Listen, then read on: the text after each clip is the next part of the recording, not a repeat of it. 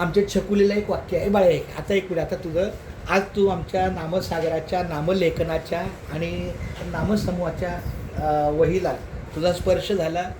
हे आत्तापर्यंत 20वं वर्ष आहे, तर तुला कसं वाटतं हे नामस्मरण लिहिल्यामुळे तुला कसं वाटलं, जरा तुझ्या शब्दातून सांग.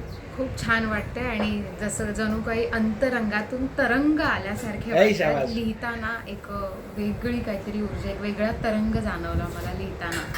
असं वाटलं लिहित राहू आणि थांबू नये खूप आणि धन्यवाद. लिहित राहू. मला विशेष करून राधा राधा राधा लिहायला आवडतं आणि आज हा नाम मंत्र लिहून मला खूप भारी वाटतं. चांगलं आहे ना. राधाचा उलटा अर्थ काय होतो? धारा. धारा. भगवंताच्या धारा त्या व्यापल्या पाहिजेत, त्या भक्तीच्या धारा लागल्या पाहिजेत.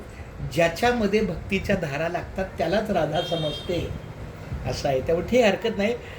आम्ही विठ्ठलाचे भक्त आहोत, कारण विठ्ठल भगवंत परमात्मा हा एकच आहे. खूप छान, धन्यवाद.